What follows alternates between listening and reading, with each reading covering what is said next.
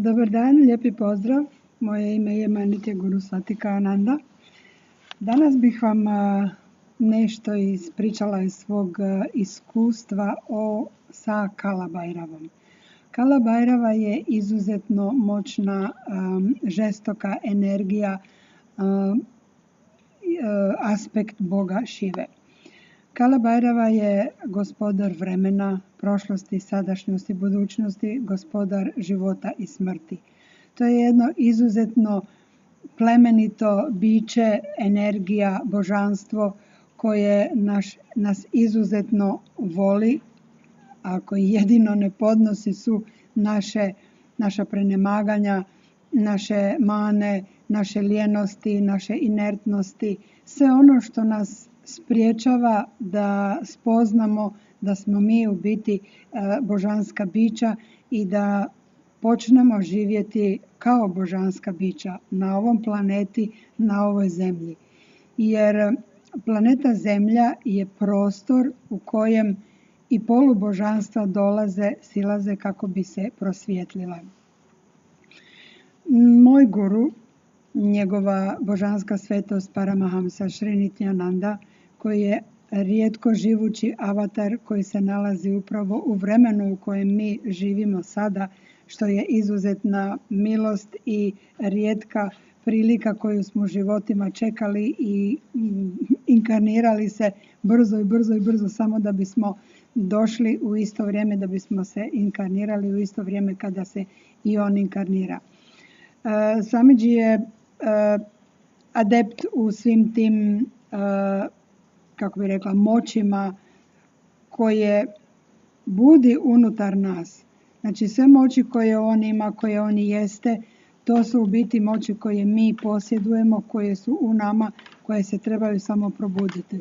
To su ono što bi rekli svi mudraci, svi sveti ljudi, skrivene snage unutar nas.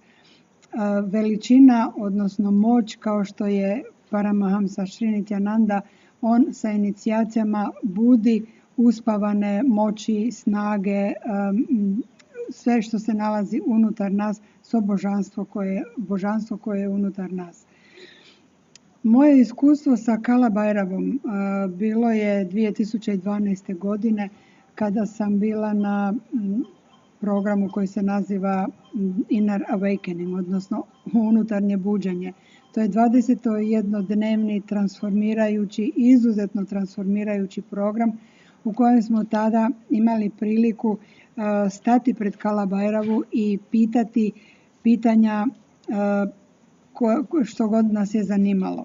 Znači, Kala Bhairava ima mogućnost, sposobnost, odnosno Swamiji, da pročita kodirane podatke, kodirane stvari koje se nalaze u Akaši, odnosno u tom beskonačnom prostoru. Imali smo prilike prisustvovati čitanju zapisima iz Akaše. Zapisi iz Akaše mogli bismo reći da je to kosmička biblioteka ili kosmička Wikipedija u kojoj su zapisani sve misli, sve riječi, sva djela, sve što je ikad izrečeno, smišljeno, napravljeno, koje se sada dešava i koje će se ikad desiti, koje će se ikad osmisliti u vremenskoj beskonačnosti.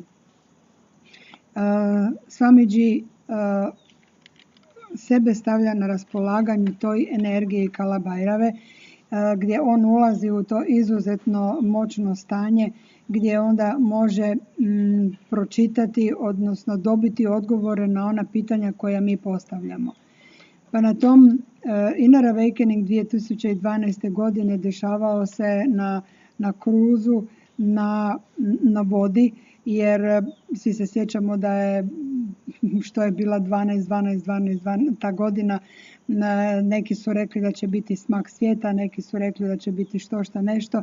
Međutim, Swamiji je održao taj program Inner Awakeninga na vodi zato što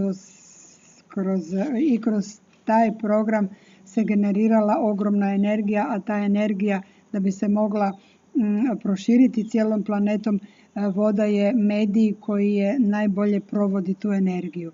Pa evo da, toliko malo uvoda o tome.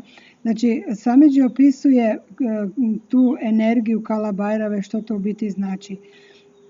Da on uđe u to stanje. On je to rekao da je kao da 10.000 Nityanande uđe u to tijelo. Znači, to je energija tolikog naboja, tolike frekvencije i tolike vibracije, gdje onda naravno ima pristup tim kodiranim informacijama za svaku osobu na planeti. Tako je on čitao za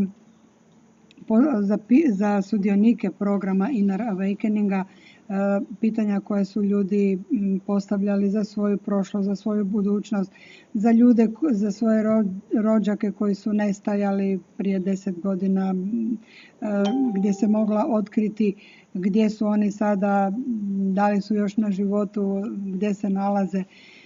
Vrlo mistično, vrlo čudesno. Danas također mi imamo priliku pitati bilo koje pitanje iz Akaše, a to je u sklopu programa Kalpataru koji se dešava svake subote.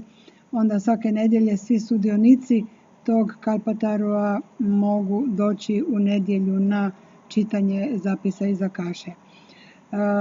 Pa evo, kako sam ja bila tada sudionik tog programa Inner Awakeninga, ja sam imala priliku doživjeti tu ogromnost i osjetiti tu energiju tih 10.000 Nityanande u obliku Kala Bhairave. Vi kad stojite ispred njega, vi jednostavno ne možete ne osjetiti tu energiju, jer čak i Swamiji, njegovo tijelo postaje mnogo veće. Obimno postaje veće. To dok nismo vidjeli, nismo si mogli ni zamisliti. Znači, Kala Bhairava nosi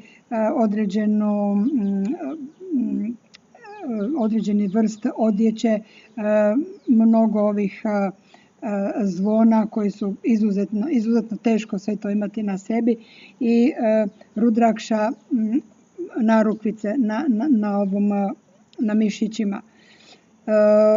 Znači, kad je on bio u tom stanju Kala Bhairave, nama ne da se činilo, nego Swamiji jeste bio ogroman. Kada je izašao iz te bave, iz tog stanja Kala Bhairave, onda on kada završi, onda on sjedne i onda dok se onako iz naše perspektive, dok se sve to smiri, dok se on povrati u to, ajmo reći, normalno stanje, vi jednostavno vidite da ove narukvice su jednostavno spale zato što se i tijelo ponovno vratilo u onaj fizički oblik kakav je bio. Pa evo, pitanja koja su ljudi postavljali onako nama slušajući su bila vrlo su bila interesantna, jer smo mi iz svog područja života isto tako imali poneka od takvih pitanja. Međutim, najfascinantnije je bilo to kakvi su odgovori dolazili. Jer ti odgovori su dolazili iz takve dubine, iz takve širine da jednostavno mijenjaju naš mentalni sklop, dižu velove neznanja, otvaraju vrata znanja u biti. Otvaraju riznicu ogromnog znanja. Što više tome se prisustvuje, to možemo vidjeti u biti koliko je naš život svrsishodniji, dublji kada ga pogledamo sa dublje strane, kad zagrebemo malo dublje.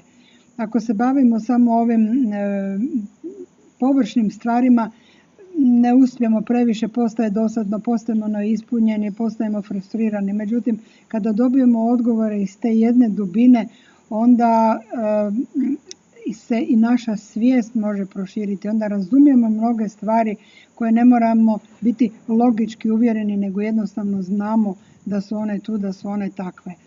Pa evo, toplo preporučujem prije svega Kalpataru program koji se dešava na hrvatskom jeziku. Znači, on se dešava na engleskom jeziku, na hindiju, na holandskom, na španjolskom, na svim jezicima, a evo i na hrvatskom jeziku, tako da svi oni koji manje razumiju, a nije samo to da se razumije jezik, da se čuje, nego je to interaktivna radionica u kojoj vi trebate i izraziti nešto, pitati nešto, izreći nešto, tako da je evo svima na raspolaganju da se može na hrvatskom jeziku prisustvovati tom Kalpataru. Evo, za sada toliko. Hvala na slušanju, hvala na pažnji i do sljedećeg videa. Nityanandam.